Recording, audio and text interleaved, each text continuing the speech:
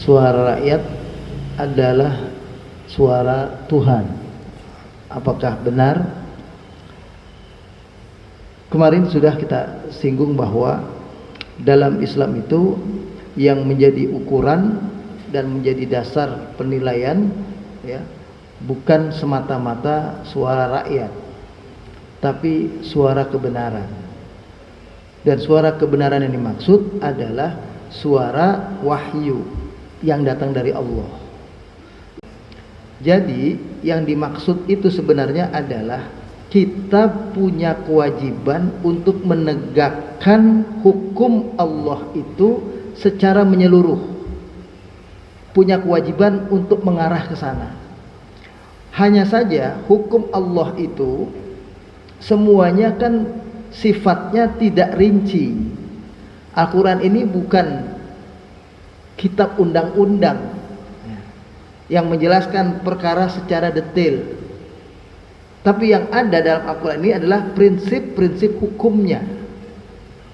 Maka yang menjadi kewajiban mutlak buat kita menegakkannya adalah hukum-hukum Allah dalam prinsip-prinsipnya. Namun ketika ada hukum Allah yang detail, ini harus dilaksanakan. Contoh yang detail, hukum pernikahan detail sekali, hukum warisan detail sekali, hukum yang terkait masyarakat itu detail, kemasyarakatan itu, maka itu wajib ditunaikan. Di Indonesia ini alhamdulillah hukum pernikahannya masih berdasarkan hukum Islam, walaupun hukum pidananya masih jauh dari nilai-nilai hukum Islam. Katakanlah yang namanya zina itu kalau dalam Islam jelas hubungan layaknya hubungan suami istri, tapi tidak dilakukan oleh pasangan suami istri.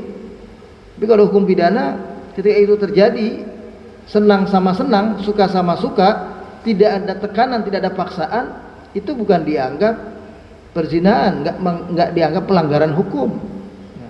Nah yang seperti ini kembali kepada nilainya. Nilainya adalah dalam Islam dilarang hubungan yang tidak sah sebagaimana pasangan suami istri, karena ini akan berakibat buruk dalam kehidupan sosial kemasyarakatan. Keturunannya nanti nggak jelas, jadi harus paksa pakai tes DNA jadinya. Itu anak siapa kan gitu, kayak sekarang itu jadinya. Semuanya begitu. Padahal kalau itu sudah dijaga dengan baik, maka tidak ada kita perlu lagi tes DNA, karena tahu yang menjadi pasangannya adalah pasangan yang sah. Sebetulnya dalam konsep Islam itu sederhana. Orang suka sama suka, kalau dia ingin suka sama suka, asal tidak diam-diam, itu bisa disahkan. Kita suka sama si B, suka sama si C, kita suka. Coba datangi dia, katakan kita suka sama dia, ya, katakan kepada yang menjadi walinya, yaitu orang tuanya misalnya, kalau masih dia perawan, ya. Kalau dia gadis nggak pakai orang tuanya lagi ditanya. Kalau dia janda, tanya dia sendiri. Dia jawab iya, sudah selesai. Nah ketika dia sudah jawab iya, kita ajak teman kita 2 orang, ya. Lalu kita minta si janda ini menunjuk siapa yang bakal jadi walinya. Lalu kemudian kita kasih mahar. Hubungan itu menjadi sah. Cuma begitu aja kan gitu sebetulnya. Dalam Islam itu kita senang sama seorang wanita misalnya. Kalau ini janda ya, maka tinggal dia yang jawab siapa yang mau ditunjuk jadi walinya. Oh kakaknya, oh orang tuanya sendiri, oh saudaranya, oh temennya, silahkan. Tapi kalau dia perawan harus bapaknya. Ini nggak bisa tidak, ini harus bapaknya walinya itu. Lalu bawa 2 orang, 2 orang aja, nggak perlu orang banyak yang hadir. Jadi cuma mereka berempat. Siapa? Si calon pengantin laki, bapaknya, atau orang yang ditunjuk oleh seorang janda, saksi 2. Lalu situ disediakan mahar. Walaupun maharnya cuma Rp10.000, maharnya cuma 1 juta atau apapun lah bentuknya. Kemudian dia katakan oleh si walinya, saya nikahkan kawinkan saudara dengan anak saya, dengan adik saya, dengan ini namanya ini. Lalu yang laki bilang saya terima. Maka yang tadinya dia berhubungan haram menjadi sah. Kita ini terlalu memformalkan sesuatu jadi susah. Pernikahan itu dianggap sesuatu yang luar biasa. Padahal yang banyak pernak-perniknya. Harus pakai acara ini, adat ini, kumpul keluarga harus 100, kumpul keluarga sini harus 100, keluarga besar, harus di gedung, harus di ini, yang mewah. Itu yang bikin susah mengelegalkan yang haram menjadi halal. Padahal dalam Islam untuk membuat yang haram menjadi halal cukup 4 orang saja hadir. Itu begitu. Tapi nggak boleh cuma berdua doang, dibikin sah berdua. Saya kawinkan kamu karena Allah ya. Yang perempuan bilang, ya saya terima. Enggak begitu. Itu enggak boleh. 2 saja, 3 aja enggak boleh. Harus 4. Itu begitu. Baik. Jadi yang diminta hukum Allah itu bersikap menerapkan hukum Allah itu adalah kalau yang tidak detail kita ambil prinsip-prinsip hukumnya. Ya. Keadilan, mengutamakan rakyat, kesejahteraan, ya, kebersamaan, adanya equality. Kalau yang detail termasuk ini contoh ya, hukum pidana ada yang detail juga dalam Islam. Orang mencuri dipotong tangan, kan detail itu. Orang berzina dirajam. Ya, orang berzina itu dirajam sampai mati. Jadi kalau orang kayak kita ini bapak-bapak sudah menikah, kemudian berzina sama seorang wanita, entahkah gadis atau janda, berzina, hukumannya adalah mati. Tinggal kepalanya saja, ya, kepalanya itu dilemparkan dengan batu sampai mati. Cari batunya yang besar supaya sekali lempar mati. Jangan batu kecil dibikin banyak, wah, itu menyakiti. Tidak. Sekali lempar, kalau bisa dia langsung mati. Kalau dia dia belum pernah menikah, hukumnya rajam. Hukumnya cambuk. Cambuk itu dipukul 100 kali dan nggak boleh ada rasa tega. Yang menghukum harus nggak tega, dia adalah sosok sendiri, sampai merah, sampai biru, sampai apapun, pokoknya 100 kali. Dan orang yang berani menuduh orang berzina padahal orang itu belum tentu berzina, karena tidak mendatangkan 4 orang saksi, wajib dihukum cambuk 80 kali. Itu dalam Islam itu ada. Kalau itu detail. Kalau detail masuk hukum kisos tadi. Hukum kisos, orang dibunuh harus dibalas dibunuh lagi. Menghilangkan nyawa seseorang, maka hukumannya adalah nyawa orang itu harus mati, si pembunuh itu. Menghilangkan telinga, potong telinganya juga. Menghilangkan mata, maka hilangkan matanya juga. Menghilangkan tangan, hilangkan tangan juga. Itu dalam hukum Islam itu begitu, kisos. Karena itu sudah jelas, maka harus kita punya niat ini, jemaah ini harus punya niat. Hukum itu harus ditegakkan. Kalau belum, hati ini harus ada kebencian terhadap penerapan hukum yang tidak sesuai dengan hukum Allah. Kalau kita sudah ridho dengan hukum sistem penjara semata, belum dipotong tangannya, kita belum ada iman. Itu harus begitu. Niatnya harus ke sana. Kalau sekarang belum mampu, itu lain soal. Dan dalam Islam pun penerapan hukum potong tangan gak langsung dipotong tangan begitu saja, tidak. Hukum potong tangan dalam Islam itu diterapkan ketika pemimpin sudah menerapkan sistem nilai dalam kehidupan sosial mereka yang mengutamakan atau yang punya tujuan untuk kesejahteraan. Ketika kesejahteraan sudah tercapai, semua orang sudah makannya cukup, kebutuhannya sehari-hari sudah cukup, masih ada orang yang mencuri. Nah, pasti dia mencuri bukan karena kebutuhan, karena kebutuhannya sudah terpenuhi. Dia mencuri karena pengen mabok, dia mencuri karena pengen berzina, buat biaya berzina. Dia mencuri karena pengen berlebih-lebihan. Kalau dia mencuri karena itu, orang itu makanya layak dipotong tangannya. Kalau dia mencuri baru sekali, dia mungkin karena terpaksa. Tapi kalau dia mencuri sudah berkali-kali, itu karena profesi. Yang begitu baru dipotong tangannya. Jadi bukan langsung kayak sekarang ini. Ini kalau hari ini, langsung besok DPR MPR kita memutuskan Indonesia menerapkan hukum pidana Islam. Saya termasuk orang yang tidak setuju kalau langsung itu diterapkan besok. Kenapa? Karena dengan sistem sosial yang sedang berlangsung seperti hari ini, besok langsung diterapkan hukum potong tangan, berapa banyak ribuan orang, jutaan orang kita potong tangannya nanti. Ribuan orang yang kita hukum rajam nanti karena semuanya banyak berzina. Harus diterapkan nilai-nilai Islam dulu dalam keseharian. Dibikin orang sejahtera, dibikin orang itu menjaga aurat dengan baik, dibikin orang itu ada hijabnya kalau dalam berbicara laki perempuan, nggak bebas, dibikin orang itu berpakaian kalau keluar dengan sopan, kalaupun dia belum mau berhijab tapi pakaiannya menutup aurat dengan baik. Katakanlah nggak ada pakaian yang di atas lutut, paling nggak di bawah lutut, dia nggak pakai kerudung tapi bajunya sopan, tertutup dengan baik, bukan buka sini buka situ, lobangin sini lobangin situ, bukan. Kalau masih ada begitu kehidupan sosial kita, sangat sulit untuk menekan angka orang berzina. Ketika dalam konteks kehidupan modern kita sekarang ini, orang berzina akan dirajam, orang berzina akan dicambuk, tapi kehidupannya kayak begini, tontonan masih vulgar kayak begini, kita malah zalim kalau menerapkan hukum Islam. Maka penerapan hukum Islam itu yang dimaksud adalah kita terapkan juga sistem-sistem nilainya. Sistem ekonomi Islam diterapkan, sistem sosial Islam diterapkan, sistem moral dalam Islam diterapkan, sistem pendidikan dalam Islam diterapkan. Semua sudah diterapkan dengan baik, baru penegakan hukum pidana itu secara Islam. Jadi suara Tuhan, sekali lagi suara rakyat bukan suara Tuhan.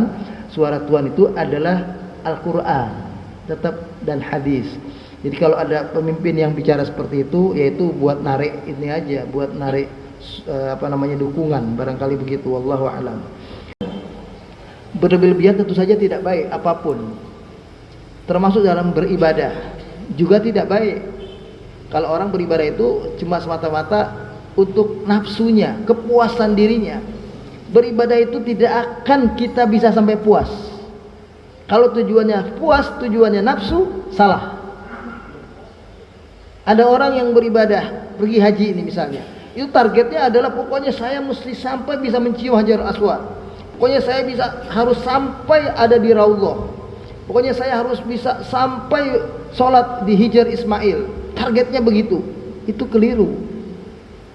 Yang ada adalah kita tahu Hajar Aswad punya nilai, tapi nilainya kita terapkan sejauh seperti apa yang disampaikan oleh Umar bin Khattab yang mengatakan, innaka hajar, engkau ini batu biasa, la tanfa' wa la tadur, sebetulnya tidak memberi manfaat dan tidak menolak mudarat atau bahaya apapun. Laula an ra'aitur rasula qabbalak ma qabbaltuka, kalaulah bukan karena aku melihat Rasulullah mencium engkau wahai batu, aku tidak akan mencium engkau. Jadi mencium Hajar Aswad semata-mata simbol kepatuhan kepada ajaran Nabi kita Muhammad sallallahu alaihi wasallam. Kalau simbol itu nggak bisa kita buat karena susah sesak, ya sudah, jangan simbolnya yang diambil, tapi nilainya yang diambil, yaitu nilai kepatuhan kepada Rasulullah. Jadi ibadah itu tidak boleh karena puas, apalagi kayak tadi diceritakan orang dari subuh sampai terus zuhur dia di masjid. Kalau dia tidak ada pekerjaan lain atau dia memang adalah seorang pengusaha yang sudah tinggal telepon, tinggal ini WA, semuanya terkontrol, dia bisa kontrol, orang itu tentu saja boleh di masjid sampai zuhur, bahkan seharian dia sampai mabit menginap di masjid pun tidak mengapa. Kalau dia bisa kontrol melalui HP, kontrol melalui itu, dan dia tetap berhubungan dengan dunia yang bisa memenuhi kebutuhan hidupnya. Tapi kalau dia tidak berhubungan dengan dunia yang bisa menjamin kebutuhan hidupnya, dia di masjid saja, maka itu berlebihan yang tidak benar di dalam beribadah, dalam zikir dan doa. Meskipun saya harus ingatkan juga, orang berbeda-beda sifat tawakalnya kepada Allah. Imam Syafi'i dengan Imam Malik, gurunya, itu berbeda pendapat dalam soal keyakinan, soal rezeki. Sudah tahu Bapak, para jemaah, Imam Malik itu sifat ketawakalannya tinggi, sifat tawakalnya tinggi. Beliau berpandangan bahwa rezeki itu betul-betul di tangan Allah, Allah yang mengatur. Kita diam pun, kalau sudah Allah tentukan rezeki itu buat kita, maka akan datang rezeki itu. Itu kata Imam Malik. Kalau Imam Malik, kita diam saja. Jadi seperti yang tadi contohnya, dia diam aja di masjid, nggak keluar, nggak kerja, nggak cari nafkah. Tapi Allah telah tentukan rezeki itu ada pada dirinya, maka rezeki itu akan datang kepada orang itu. Itu pendapat Imam Malik. Imam Syafi'i sebagai muridnya berbeda. Tetap harus ada ikhtiar, kata Imam Syafi'i. Nggak bisa kalau hanya diam di masjid, dia harus keluar menjemput rezeki. Nah, itu bahasanya Imam Syafi'i. Ini nggak pernah selesai sampai ada sebuah kejadian, dua-duanya harusnya jadinya saling menghormati dan senyum keduanya. Apa kejadiannya? Satu hari Imam Syafi'i berpikir dalam dirinya, hari ini dia ingin makan buah anggur. Maka supaya bisa makan buah anggur, sedangkan dia tidak punya uang untuk membeli buah anggur, lalu dia berpikir, udah saya kerja sama si fulan, bantuin pekerjaannya sedikit. Dia bantuin kawannya si fulan sedikit, tadi bantuin dikasih upah, dia belilah anggur yang dia inginkan, makanlah dia buah anggur. Karena yang dia beli banyak, dia pikir kalau saya makan sendiri, wah saya nggak mungkin juga bisa keangguran badannya, istilahnya kelebihan lah, nggak boleh, nggak cocok. Maka dia ingat, siapa yang paling dia sukai untuk saya beri? Oh, gurunya Imam Malik. Maka dia datang kepada gurunya, menghadiahkan anggur yang dia sudah dapati tadi. Makanlah mereka berdua. Lalu kemudian Imam Syafi'i bilang, saya ingin berargumen kembali kepada Anda wahai guru, bahwa apa yang Anda makan dan saya makan ini anggur, itu adalah karena apa yang saya sampaikan kepada Anda dalam soal mencari rezeki. Apa maksudnya, kata gurunya? Imam Syafi'i menjawab, maksudnya adalah saya bisa makan anggur ini karena saya tadi melakukan usaha. Saya bekerja dengan teman si fulan sebentar, lalu dia kasih saya upah. Dengan upah itu saya beli anggur ini, makanya saya bisa makan anggur ini. Inilah rezeki yang Allah berikan kepada saya karena ada ikhtiar yang saya lakukan. Imam Malik senyum. Benar, pendapatmu benar. Tapi aku dari tadi tidak kemana-mana, tidak keluar mencari rezeki. Aku tadi berpikir juga pengen makan anggur enak. Aku diam di tempat, ternyata anggur itu datang yang engkau bawa. Itu kata si Imam Malik. Nah, jadi ini maksud saya nih, supaya kita harus paham, ada orang yang tingkatannya tertentu, ya seperti Imam Malik tadi, dia hanya bergantung kepada Allah saja, ikhtiarnya minim, bahkan tidak ada, bisa jadi, tapi dia bisa makan, bisa terjadi begitu. Tapi ini kasus-kasus tertentu. Jangan semua berpikir kayak Imam Malik. Wah, nggak bisa. Siapa yang mau bawain? Kan gitu. Berpikir juga Imam Syafi'i. Jadi keduanya benar. Jadi jangan juga berpandangan orang yang diam di masjid melulu berarti salah. Juga jangan. Boleh jadi dia di masjid melulu karena dia adalah orang yang memang punya karisma, punya apa. Bahkan ada yang bawain makanan misalnya. Dia tahu. Tapi tidak semua orang seperti itu. Ya, dan tidak boleh semua orang mengendalikan orang lain untuk dia bersikap seperti itu. Misalnya, saya mau ibadah di masjid, kalian semua kerja ya, cari nafkah. Kalau udah dapat, jangan lupa bagi saya. Itu nggak boleh, zalim orang ini jadinya. Itu zalim kalau kayak gitu ya. Jadi ini dalam konteks berlebihan seperti itu. Atau di zaman Nabi pernah juga ada orang yang beribadah, bangun malam, udah ngantuk. Tapi dia tetap ingin sholat tahajud, maka dia bikin tali. Ketika sholat, talinya ditaruh di sini. Begitu dia ngantuk, begini, ngantuk, tetap begini. Mestinya kalau dia nggak ada tali, dia ngantuk, begitu palanya jatuh. Bisa-bisa rukunya juga jatuh.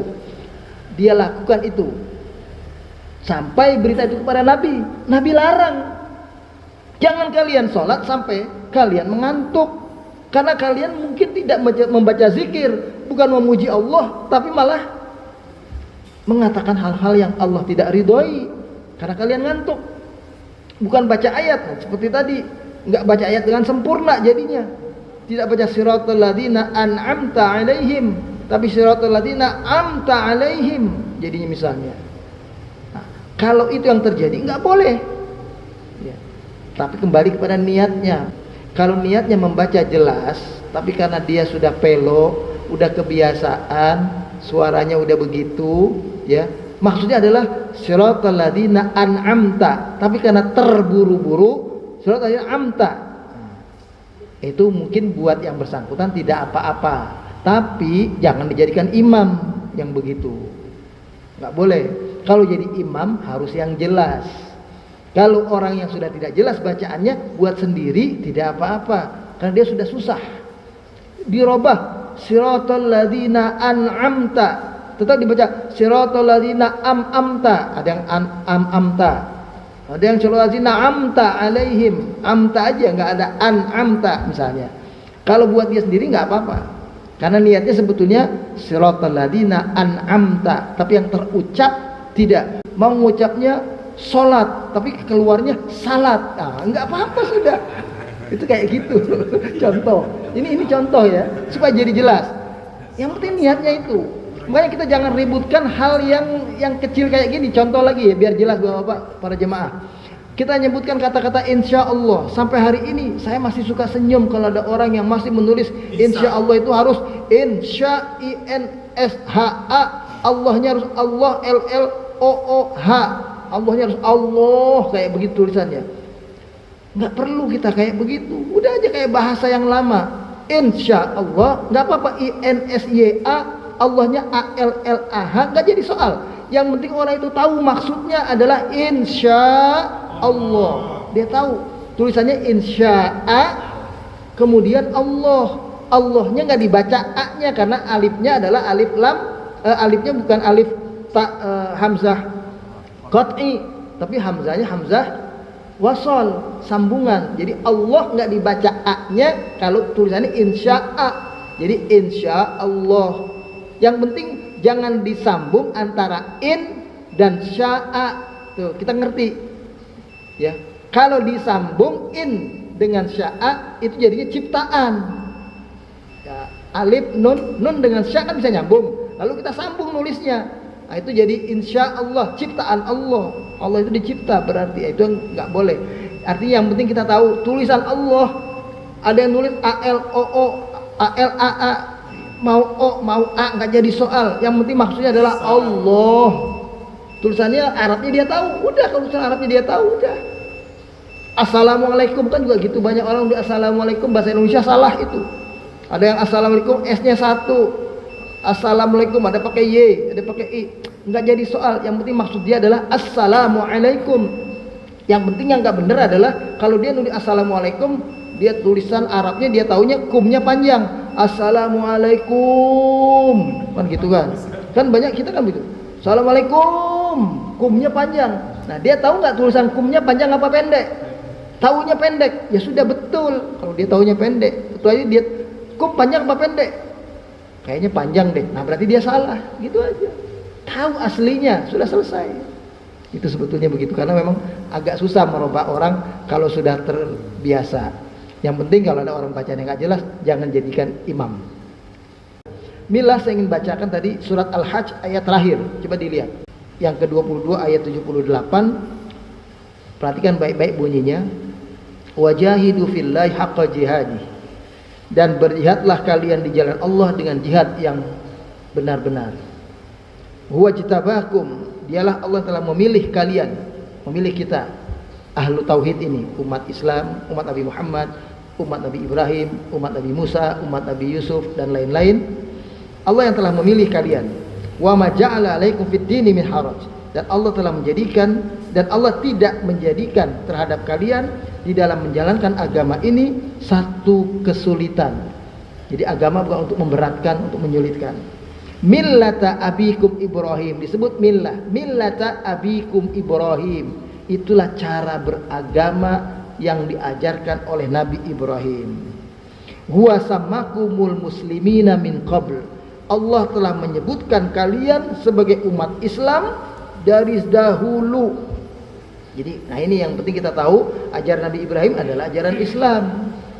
Ajaran Nabi Musa juga ajaran Nabi Islam, ajaran Islam. Kenapa? Karena disebutnya inna hadza la fi suhufil ula suhufi Ibrahim wa Musa, kan gitu. Suhuf Ibrahim, suhuf Musa itu ajaran Islam. Lebih jauh saya ingin katakan, ya, Nabi Ibrahim alaihissalam itu disebut dengan menyebut istilah millah itu. Millah itu artinya lebih kepada cara hidup, ya. Dalam beragama, syariat yang menyeluruh yang kita lakukan, rukun Islam, sholat, puasa, zakat, haji itu untuk tujuan supaya kehidupan kita menjadi lebih baik, itu namanya menjalankan din, ya. Ketika nilai-nilai sholat berimplikasi pada keseharian seseorang, mungkin tema berikutnya tadi nanti yang akan datang, sholat menjadi pengaruh pada kehidupan seseorang, salat menjadi ukuran penilaian keimanan seseorang, ya, ke depan mungkin barangkali itu adalah bahwa nilai yang dia peroleh sesudah dia melakukan salat, dia jadi berperilaku disiplin, karena salat mengajarkan disiplin soal waktu. Karena kita nggak boleh salat jam 12:05, kita salat jam 12 zuhur, nggak boleh. Salat zuhur jam 12:05, asarnya jam 3:20 misalnya. Kita sholat zuhur di jam 3:25, sudah masuk asar, enggak boleh. Nah, itu sudah ada ketentuan waktunya. Maka ketika dengan sholat lalu kita jadi disiplin, kita jadi orang yang jujur, kita jadi, karena orang sholat mesti jujur. Jujur Pak orang sholat. Dia bilang baca, dia baca. Nggak ada orang sholat tuh dia bilang baca, dia diam aja, ngapalin lagu sendiri. Orang sholat dia ngapalin lagu sendiri, nggak ada. Pasti dia baca-bacaan sholat. Orang sholat pasti dia wudhu dulu. Gak ada diantara kita kalau udah dewasa begini sholat, nggak pakai wudhu, nggak ada yang lihat ini saya wudhu, nggak wudhu, udah saya sholat aja langsung. Nggak ada. Pasti orang itu sholat wudhu dulu. Dan wudhunya pun juga wudhu yang benar. Gak ada yang wudhunya, nggak ada yang lihat ini, saya cuci muka aja, udah ngaku udah wudhu, terus saya sholat. Ada yang berani begitu diantara kita? Nggak ada. Karena disitulah nilai jujur dalam sholat, kejujuran. Nah, itu yang saya maksud, ya, dengan millah. Millah itu adalah hasil dari sebuah ibadah, jadi cara hidup. Nah, cara hidup ini yang betul tadi disinggung dalam surat Al-Baqarah ayat 120 dikatakan walan tardo ankal yahud walan nasara hatta tattabi'a millatahum. Orang Yahudi dan Nasrani tidak akan ridho kepada kalian umat Islam sampai kalian mengikuti cara hidup mereka. Maksudnya di sini adalah orang Yahudi dan Nasrani pengennya kita memiliki cara berpikir, cara berpakaian, cara hidup, cara bertingkah laku seperti cara hidupnya orang Yahudi dan Nasrani, meskipun agama kita masih Islam. Itu maksudnya. Meskipun KTP kita masih Islam, meskipun kita masih sholat ke masjid, sholat 5 waktu, ya, tapi cara berperilakunya sehari-hari ikutin caranya Yahudi, ikutin caranya Nasrani. Itu yang dimaui oleh orang Yahudi. Orang Yahudi dan Nasrani nggak kepengen kita itu pindah agama. Nggak apa-apa nggak pindah agama, nggak apa-apa. Di Indonesia mayoritas Muslim, 80% Muslim, tapi yang berbuat di Indonesia ini cara hidupnya cara hidup Nasrani, cara hidup Yahudi. Itu yang mereka mau. Gak perlu mereka 80% Kristen, 80% Katolik, 80% Yahudi, gak perlu. Itu maksudnya. Jadi ayat itu mengatakan orang Yahudi dan Nasrani tidak berpikir agar kalian pindah agama, tapi yang mereka inginkan adalah kalian pindah dalam cara hidup. Ikuti maunya mereka, itu ikuti cara-cara hidup mereka. Dan itu tidak betul-betul mereka terus berupaya. Itu yang harus kita sadari. Kadang-kadang kita suka lupa mereka berupaya seperti itu untuk menjadikan kita mengikuti cara hidup mereka. Saya ada catatan. Pertama, dibuka Al-Quran surat Yusuf, ya. Surat Yusuf ayat yang ke-101. Ini doa Nabi Yusuf. Nabi Yusuf bilang, Rabbi qad ataitani minal mulki wa 'allamtani min ta'wilil ahadits fatiras samawati wal ard anta waliyyi fid dunya wal akhirah tawaffani musliman wa alhiqni bis salihin. Tuhan, Engkau telah mengkaruniai kepadaku kerajaan, aku jadi penguasa di negeri Mesir waktu itu. Engkau ajarkan kepadaku takwil ahadits, beberapa kejadian aku bisa menafsirkannya apa yang akan terjadi di masa depan. Engkaulah Allah pencipta langit dan bumi, engkaulah pelindungku, engkau yang menjamin hidupku di dunia dan di akhirat. Wafatkan aku dalam keadaan sebagai seorang muslim. Ini kata si Nabi Yusuf. Dan satukan hati dan jiwaku dengan orang-orang yang saleh. Ingat, Nabi Yusuf berdoanya supaya diwafatkan sebagai seorang muslim.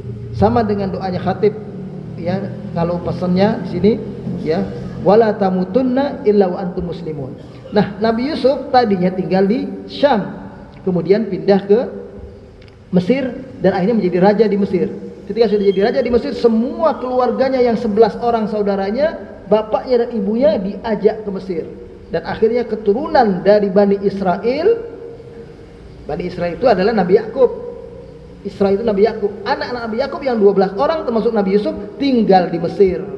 Sampai kemudian pimpinan itu berubah tahun, kurang lebih 600 tahun lamanya, muncullah Fir'aun di zaman Nabi Musa alaihissalam. Nah, Fir'aun ini raja zalim yang ada di Mesir.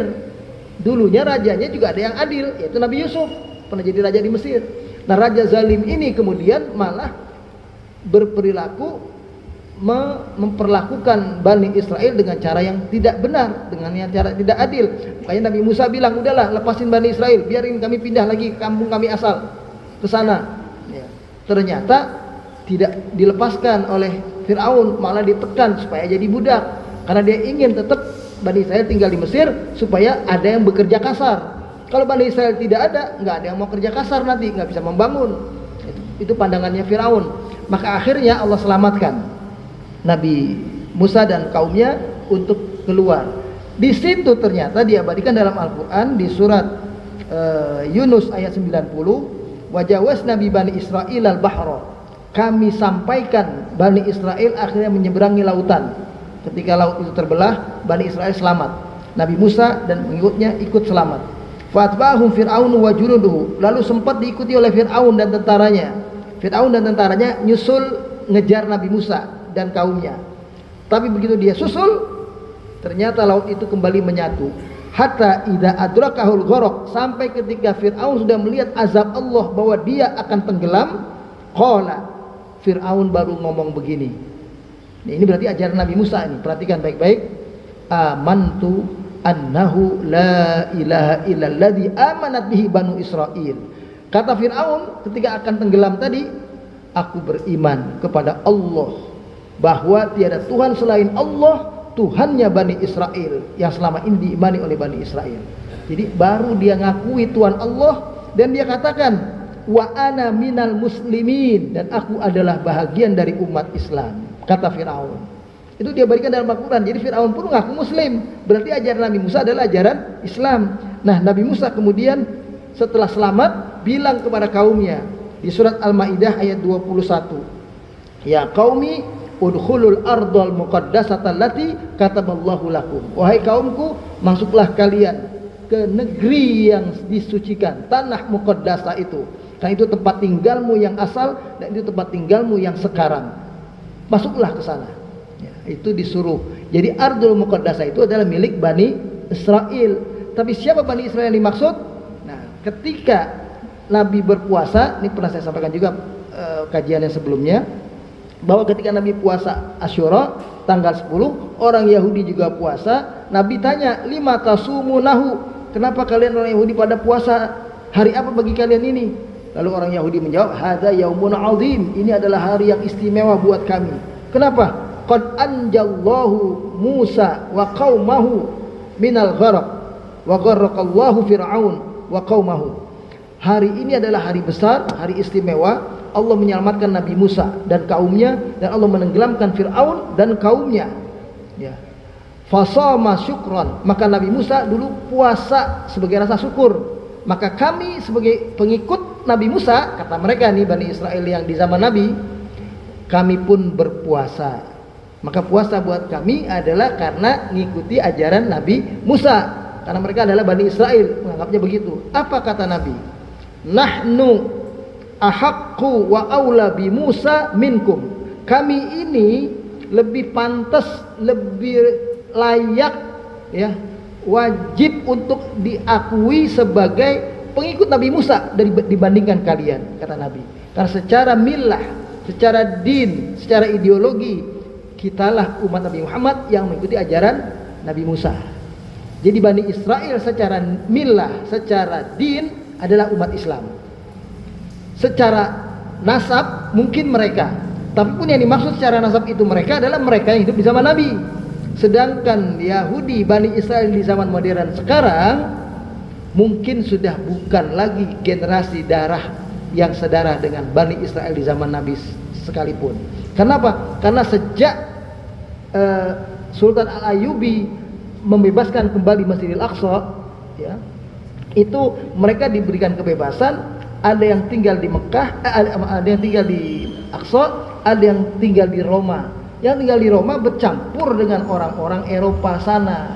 Sekarang orang-orang yang ngaku Nasrani sekarang mukanya lebih banyak seperti orang Eropa. Aslinya tetap Arab juga sebetulnya, cuma Arab dari Bani Israel. Jadi sebetulnya mereka itu semua satu. Kalau kembali kepada ajaran Nabi Ibrahim, ya Nabi Ismail, ya Nabi Ishak, semuanya sama. Nabi Ismail itulah yang bawa ajaran sampai Nabi kita yang terakhir. Sedangkan Nabi Ishak Bani Israel. Dan tolong digarisbawahi, tidak semua Nabi Bani Israel, meskipun kebanyakan Nabi dari Bani Israel. Hanya Allah menyebutkan dalam Al-Quran kebanyakan Nabi dari Bani Israel. Nggak disebutkan Nabi Idris dari mana, Nabi Nuh dari mana, karena dulu belum ada Bani Israel. Disebut Bani Israel sejak Nabi Yakub. Nabi Ibrahim pun nggak disebut Bani Israel, karena dia justru kakeknya Bani Israel. Jadi sebetulnya tidak semua Nabi Bani Israel. Jadi kalau mereka menganggap umat terbaik, itu keliru. Umat terbaik sekarang adalah kita, umat Islam. Kuntum khaira ummatin ukhrijat linnas. Kita inilah yang sekarang umat terbaik, bukan mereka. Jadi tanah Muqaddasah itu adalah tanah milik kita, umat Islam. Demikianlah barangkali para jemaah sekalian, mudah-mudahan bisa kita pahami dengan baik. Dari pertanyaan tadi juga menambah buat kita semua. Dan saya mohon maaf lebih kurangnya.